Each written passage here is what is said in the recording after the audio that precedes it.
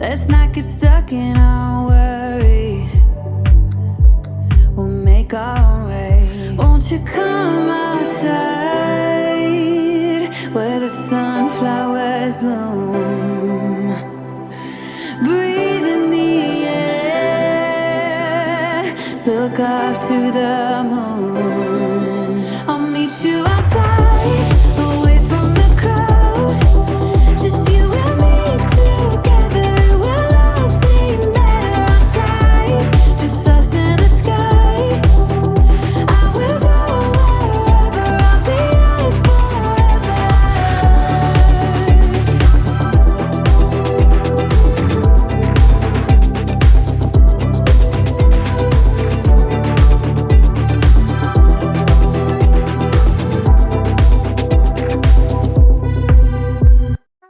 Hey everybody, how you doing? It's me, Nomad, and coming at you with another video.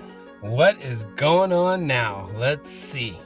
It's a milestone because we spent our first night in RV as a family, and it was interesting. I mean, it was fine. You know, it was like, you know, it's kind of a shock because you're so used to, you know, living the other way. It was like camping basically, except I would say one of the biggest problems is the amount of noise from the city. You know, it's just loud, right? Like cars going by, honking, trains, fire engines, police cars, helicopters, crazy people. Like, it's just something going on. And it's like, so it's loud and it's jarring because that noise is like right next to you, like through these thin walls. So that's a problem. How did we fare as a family? I mean, you know, everyone was fine, you know, as far as I can tell. You know, I mean, no major problems happened. No one bothered us. The police didn't come and get mad or tow us like I was fearing. I guess that was just an anxiety thing. I mean, it's an issue, you know, it could happen. But, you know, the biggest problem was that there was a heat wave and it was freaking 90 degrees and I still haven't figured out the electricity.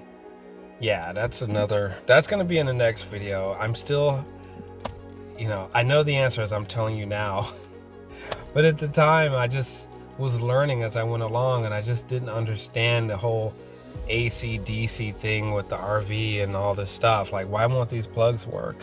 Although the clue was the inverter that I was using in the car. We got up the next day. That spot we were in is by that car dealership, which was kind of this interesting spot because it was kind of a side street. And, you know, I would recommend if you're gonna do this kind of thing that you find like a side street, you know, don't park on a main street, you know. But we were right next to a main street, Figueroa, near the University of Southern California. But we were in this little side street by this car dealership. And at night, there's like no one there, just the cars from the car dealership. The street sort of splits the car dealership in half. And it was fine. Like, the car dealership didn't bother us. No one bothered us, you know, like I thought. Nothing happened. Honestly, I think you're invisible for a week. I think it takes about a week for people to notice you. That's my new kind of theory on the whole thing. Once you're at a place longer than a week, then people start noticing. It's like, wait a minute. Where'd that RV come from, you know? So it got really hot. So we went and hung out at the Village, which is this new development. I guess the other issue is, you know, my family's still not down with this. I don't know if they ever will be. My wife isn't. So that's kind of a problem. We'll see what happens, how it goes. So yeah, this is it. The next day, the day after having spent the night in RV. So it has begun.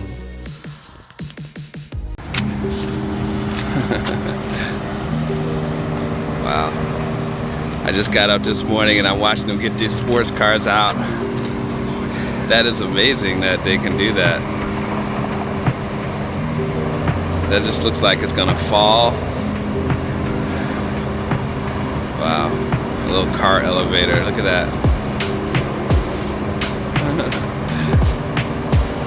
Wow. It's a BMW. Neat. So that truck has 2 levels. It looks like it holds 1, 2, 3, 4, 5, 6 cars. Huh.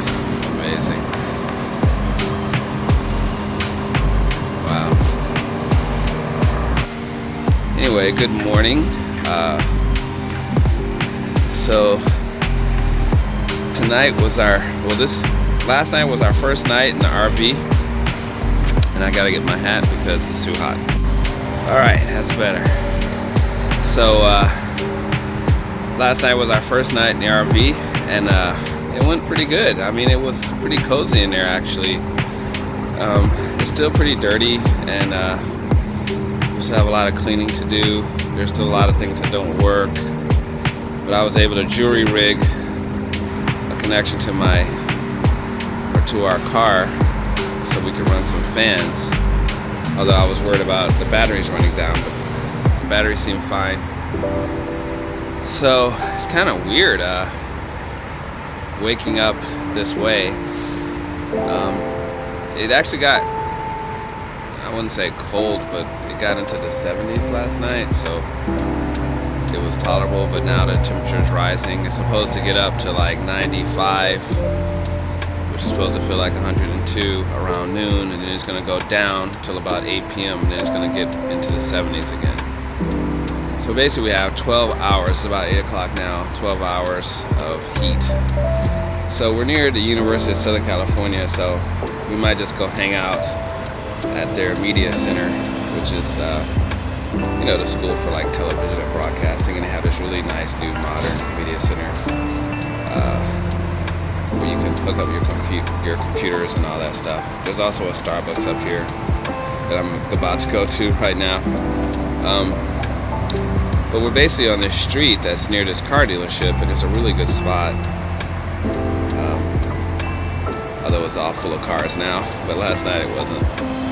And yeah, so here's what we look like now.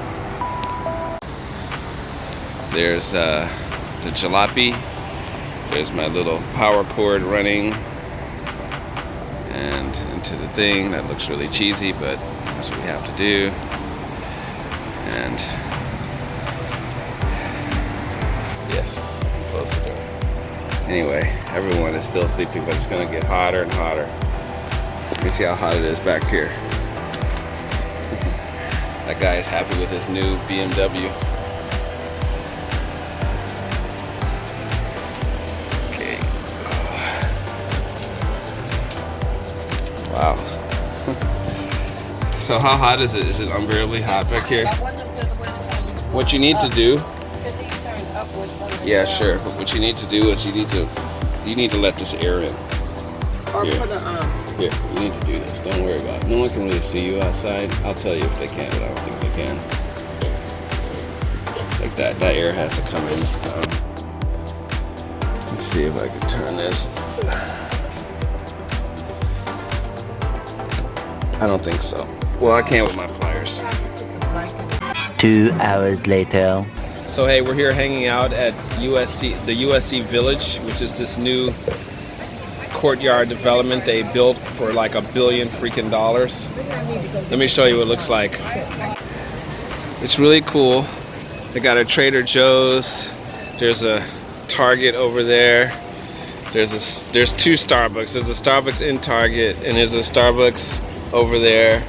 Amazon has like this giant store, and you can like hang out with your laptop and get Wi-Fi over there. Plus they have all these tables you can hang out with, and then you see those grassy things? There's like little couches between the trees over there. And this would all be great if it wasn't for the fact that it's 95 degrees right now. So they just finished this. These are student apartments, these buildings. This school just has like God loads of money. One thing they do is there's some gates over there. They pretty much lock this thing down at 10 o'clock. The other problem I'm having today is I can't plug in my laptop anywhere. I mean, luckily this Amazon place behind me had this little desk area where you can plug in your laptop, and they were really nice, although I was like, I wonder how long I'm allowed to actually be here. But I was able to charge my laptop, but you know, there's a dearth of plugs. The Starbucks over here has like 10 tables for laptops, and then that's it, you know. They've definitely made a corporate policy to stop people from hanging out there. And then, like I said, the one we went to this morning, which is a couple blocks from here, which is this new Starbucks drive-through. No plugs at all in that store. Solution is to buy an Omni, what's the thing called? It's an Omniplex or Omni something power bank. I forgot what it's called, Omni something. And it has a 110 volt plug in it. And with that, we can hack the system and we can be on our laptops anywhere. They won't know what to do with people like us then. It's like, oh my God, they're still here and there's no plugs. How are they doing it? I haven't gotten that yet, but I'm gonna sell that in my store.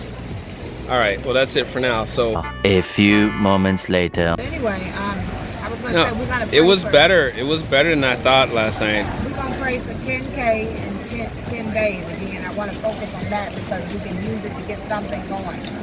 All right, I know, but what I'm saying is being in the RV was much better than I thought it would be. The practical aspects of us actually being in there in 80-degree weather with none of the appliances working.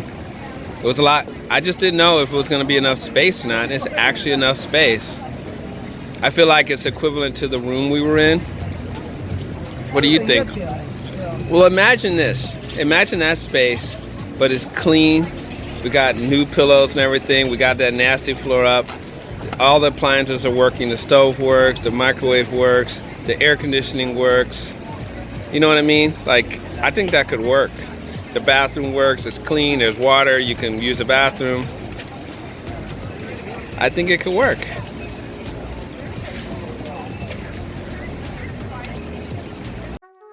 Well, there you have it. So, as you can see, wifey is still not down.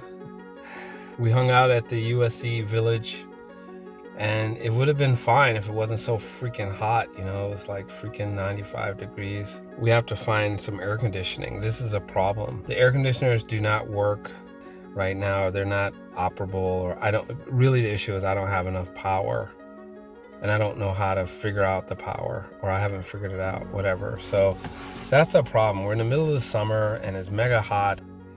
I don't know. So we'll see how it goes. It's the beginning. Thank you for joining us. Stay tuned for future episodes. I'm gonna show you this whole journey of living in an RV with a family in Los Angeles. But here we go. So stay tuned, tell your friends, subscribe, spread the word. Join us on our journey.